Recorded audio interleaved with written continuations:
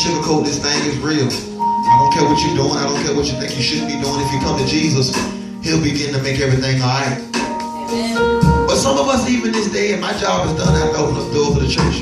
You still ain't gonna come to Jesus. Because you worry about what somebody gonna say. You worry about when you get home, word gonna spread, because Facebook gonna know you gave your life to Christ. My God. You worry about what your homeboys might say.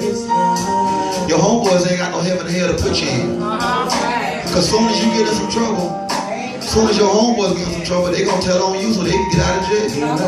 I'm telling you, because I done been there. I know all about this thing called life. As soon as you get caught doing something, the ones who you thought was with you, all they gonna say, I told you she wasn't right. I told you he wasn't right. I told you she still was out there doing stuff. She make all them Facebook posts like she's so godly. But I told you she was out there still messing up. Guess what? We ain't worried about how they feel. We ain't worried about what they think. All we worry about is self. That don't mean you selfish.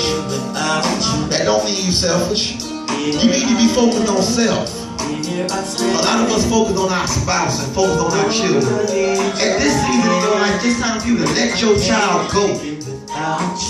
Old or young, let them go. Let your grandchildren go.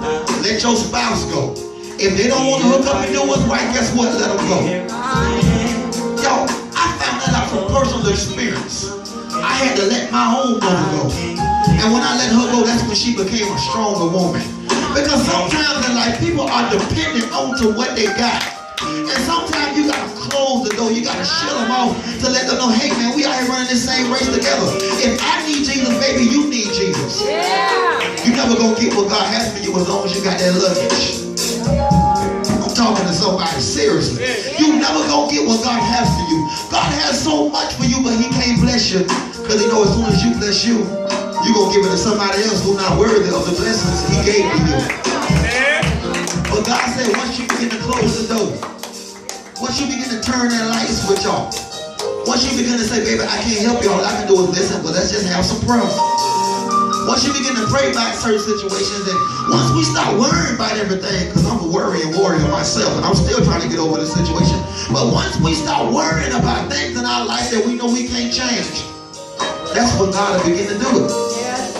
You see, when I look out here in the audience, I know what God is doing. It's God. This is God.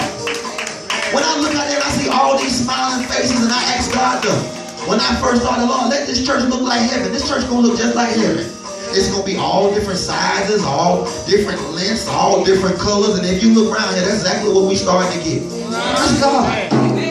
That's God. But see, that didn't happen until I let some things go, until I let some people go. Until I said, Lord, she my wife, you put us together, so I'm going to let you work on her. I ain't worried about that. And in return, she probably said the same thing about me because I was a hot mess. But look at me now. Amen, amen. I still got a long ways to go. I'm not the guy I used to be. Amen. I'm not that guy. Amen, amen. My name is just Brandon. No aliases, no nicknames. My name is just Brandon. It's just simply Brandon.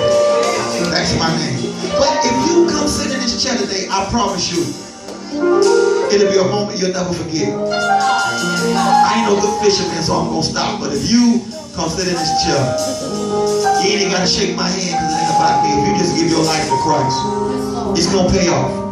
It's going to pay off. We know that the Lord has commanded it, yet they're still wrong. We can put them chairs up, they still don't want to give their life to Christ. But that's on them.